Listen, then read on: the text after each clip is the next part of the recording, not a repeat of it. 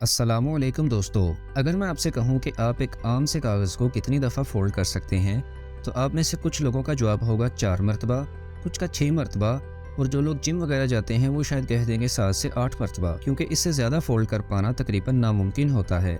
लेकिन मैं आपसे कहता हूँ कि चलें बड़े साइज़ का पेपर ले लें, न्यूज़पेपर या इससे भी बड़ा, और उसको 45 मरतबा फ़ोल्ड करें। तो आपके ख़्याल में 45 मरतबा फ़ोल्ड करने से इस आम से कागज़ की थिकनेस कितनी हो जाएगी?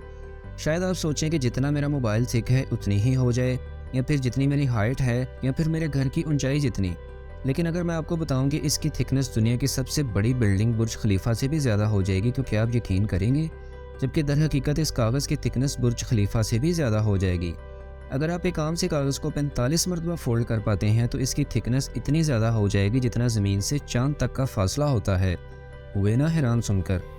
अब एक मज़ीद हैरानगी की बात सुने।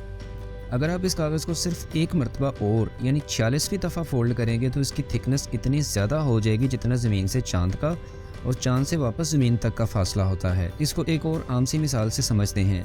फ़र्ज़ करें आपने एक टेस्ट ट्यूब ली और इसमें पेनिसिलिन के 4 से 5 बैक्टीरियाज डाल दिए। ये बैक्टीरियाज खुद को हर सेकंड में डबल कर लेते हैं।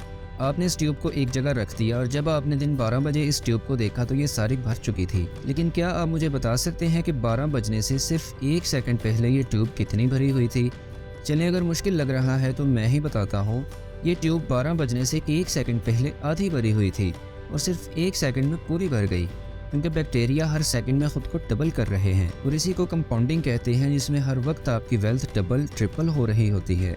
तो आइए इसी पर बात करते हैं आज, यानी कंपाउंडिंग ऑफ मनी। तो इसके लिए भी एक मिसाल से बात करते हैं। फर्ज करें एक साल में 2 बच्चे पैदा हुए, आप और आपका दोस्त। आप दोनों के वालिदैन पैसे को लेकर बहुत समझदार हैं और पैसे की बचत की अहमियत को जानते हैं। आपकी और आपके दोस्त की पैदाइश पर जो भी गिफ्ट्स मिले थे उनको बेचकर और जो पैसे मिले थे वो सब मिलाकर मान लें कि 1 लाख रुपए जमा हुए थे। अब आपने इतनी छोटी उम्र में इन खिलौनों से खेलना तो था नहीं, इसलिए आपके पेरेंट्स ने वो 1 लाख रुपए बैंक के फिक्स डिपॉजिट में 15% सिंपल इंटरेस्ट रेट पर जमा करवा दिए, और आपके दोस्त के पेरेंट्स ने वो 1 लाख स्टॉक मार्केट में इन्वेस्ट कर दिए, जहां 15% ही इंटरेस्ट रेट था, लेकिन कंपाउंडिंग के साथ।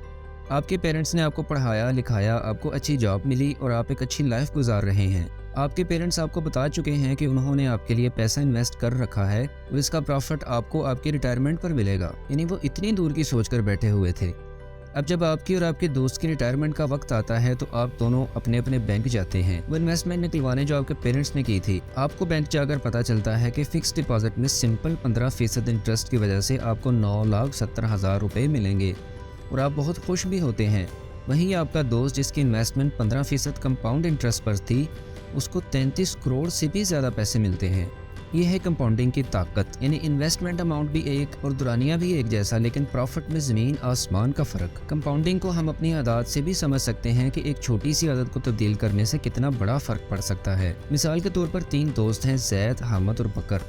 तीनों की कदो-कामत एक जैसी है, वज़न भी तीनों का 75 किलो, खाने की आदत भी एक जैसी हैं। तीनों की एक आदत है कि रात को खाने के बाद एक एक चॉकलेट खाते हैं। लेकिन कुछ अरसे बाद जैद एक की बजाय 2 चॉकलेट खाने लग जाता है, हामिद चॉकलेट खाना छोड़ देता है, जबकि बकर उसी तरह एक चॉकलेट ही खाता रहता है। अब सिर्फ इस एक आदत को बदलने से 3 साल के बाद जैद, जो कि 2 चॉकलेट खा रहा था, उसका वजन 75 की बजाय 90 किलो हो चुका है। हामिद, जिसने चॉकलेट खाना छोड़ दिए थे, उसका वजन 75 से 60 किलो पर आ चुका है, जबकि बकर, जिसने अपनी आदत नहीं बदली थी, उसका वजन 75 किलो ही रहा। तो ये भी कंपाउंडिंग की ही एक मिसाल है। एलन मस्क कहते हैं कि अपनी जवानी के दिनों में जब मैं अपनी कंपनी पेपाल पर अभी सिर्फ काम कर रहा था तो मेरी मुलाकात एक पार्टी में स्टीव जॉब्स से हुई और उन्होंने मेरे साथ बहुत बेरुखी और सख्त लहजे में बात की। लेकिन अगर आज स्टीव जिंदा होते तो यकीनन एलन से इस तरह बात ना करते, क्योंकि अब एलन का पैसा और नॉलेज दोनों ही कंपाउंड हो चुके हैं। आपके लिए किताबें पढ़ना भी मुश्किल होगा आजकल के इस मसरूफ दौर में, तो इसका हल भी कंपाउंडिंग में है। आप रोजाना अगर सिर्फ 10 सफ़हात पढ़ लें किसी किताब के, तो आप एक साल में 15 से 18 किताबें ख़त्म कर लेंगे।